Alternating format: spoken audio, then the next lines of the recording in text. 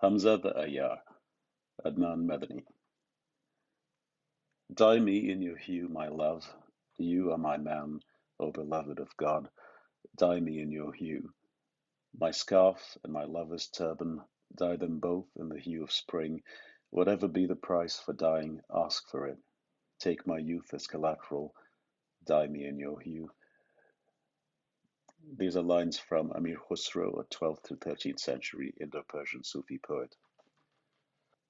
A page from the Hamzanama, or Book of Hamza, an orally composed and circulated epic of adventure tales about the fabled warrior Hamza, which was written down in multiple illustrated volumes by order of the Mughal Emperor Akbar, is on display at a gallery in Milton Keynes. It forms part of an exhibition of Indian miniature and album paintings with traditional works and contemporary legacies carefully juxtaposed to trace a story of influence, a condensation of the history and geography of the South Asian Islamic world. I travel the hour from London by train, speeding through suburbs whose names I can dimly connect with the cartography of English novels and detective stories I read years ago, 5,000 miles from here in Karachi. The page has travelled too from its home in the Victoria and Albert Museum in South Kensington, carefully supervised and on loan for just a few months before it returns to safe storage, hidden from the ravages of light and air, and perhaps of time itself, if we understand time outside the hermetic and controlled atmosphere of the museum to be erosion, decay, and contamination. An encounter with an object, a work of art, a piece of music, a lover, of the kind that some artists and writers describe as just such a meeting of velocities, such a collision with the unexpected that comes to take on the sense of a meeting with fate itself. This moment of chance and eruption of the timeless into the most ordinary place on the most routine visit, to a gallery for example, is often transformative. Amir Khusro, running home from seeing the face of the man who would become his teacher and his beloved, the mehboob of his ecstatic, erotic poetry, spoke of this sudden, violent love to his mother. There is color today, he said, or in another rendition, today is color. This color, rung, blinds him to all else from now on, renders him abject in his devotion, and so he begs to be dyed in it, to become a form inseparable from its hue. Shaken by such events, frightened by an unhealthy excess of joy, artists and lovers can wake up one day or run home one day as different people who bear only a family resemblance to who they were before. But here in Milton Keynes, in the cool glow of the gallery lights, with this painted page against a concrete wall, I experience no immediate transformation. Surprise leads to curiosity, and I return to the image, weaving back only once or twice through the hundreds of competing paintings and sculptures, half consciously noting that I should look at it again in a catalogue or online in the privacy of home, away from the polite behaviors and attentions that an exhibition demands. I buy the catalogue from the gift shop, head back home, and forget about it for the next few months. Section 2. Akbar is looking at these images somewhere in his red sandstone city of victory, Fatehpur Sikri, or one of the other capitals of the Mughal Empire in Lahore or Agra. We are told that the illustrations meant a great deal to him as the illiterate son of a warrior family raised on horseback and in the military camp rather than in a court surrounded by scholars and tutors and libraries. At night, as a child, he had stories read to him. Of the parrot who entertains his owner to divert her and prevent her from having an affair in her husband's absence, the Tutinama, or Tales of a Parrot, or one of the 7 riddle tales in quest of a beautiful woman by the Arab poet chieftain Hatim Tai, the Qissai Hatim Tai, Tale of Hatim Tai, or of Hamza, the legendary warrior who had been transformed in the retelling from a schismatic Kharjite rebel and adversary of the Abbasid caliphs into a mythical version of the Prophet Muhammad's uncle of the same name. What satisfaction is Akbar searching for when he commissions these albums? Surely the pleasure of stories is their hold on the imagination, the demands they make on our capacity to visualize. As with the beloved novel turned into a television series or film, other people's representations are as likely to disappoint as they are to extend the pleasure of the original. Then, too, fables draw on a deep and ever-widening reserve of archetypal stories, expertly manipulated, stretched, distorted, turned upside down, reflected by the storyteller. Do they not congeal here in this album into a single narrative and authoritative version? Did Akbar soon tire of the delights of these images and return to the vivid and endless detail of the storyteller's craft?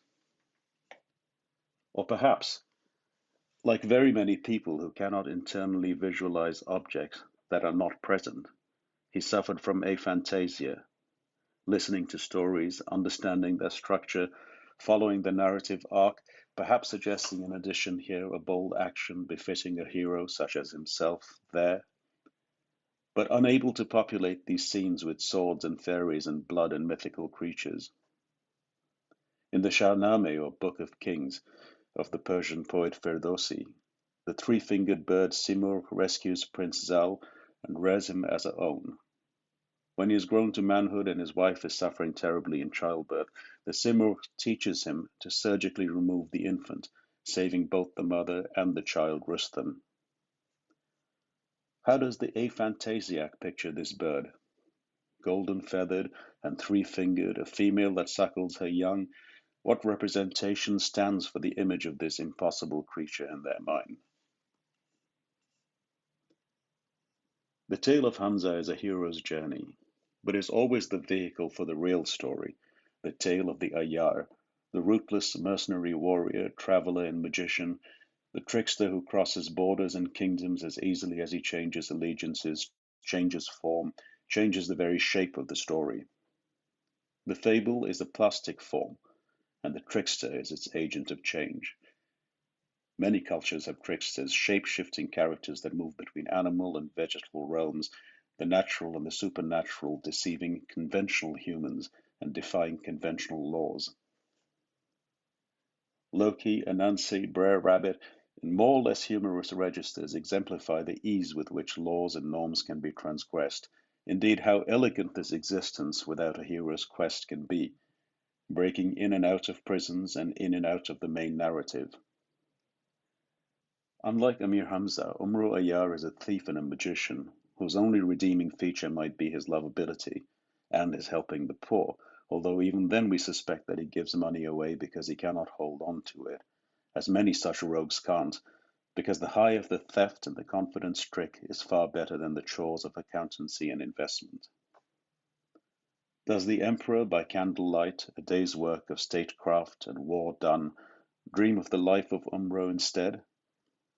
To be born and to die outside the bounds of the story must be an unimaginable horror to one raised to emulate the achieved glories of his ancestors and the recorded feats of Hamza.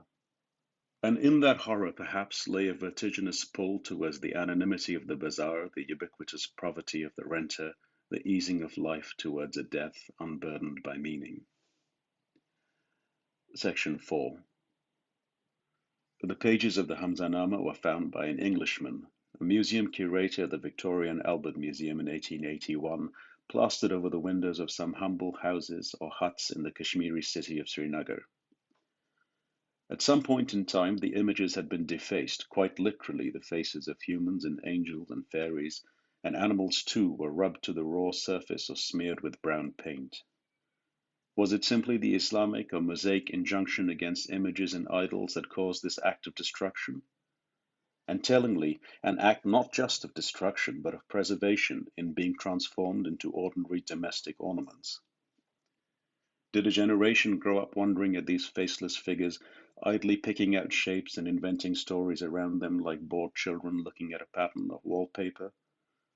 Or was it the intrusive blasphemy of a face looking back from the walls and windows of one's home, or out into the street at passing strangers, in a time when such images, or even clear reflections in a mirror, were not in common circulation?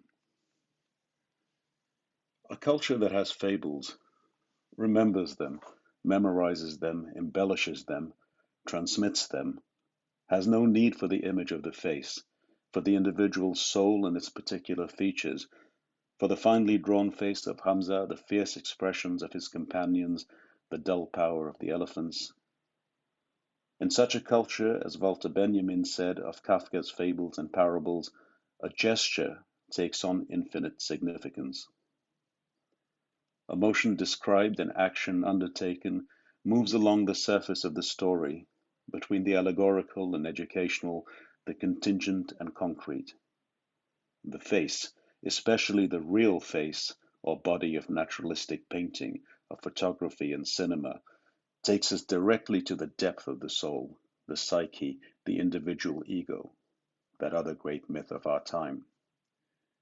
Can we imagine today a world uncluttered by such images and such souls, such egos, surrounded and followed by images in an aphantasiac's fantasy? We forget the sharp thrill of wrung, of being dyed in the color of the beloved.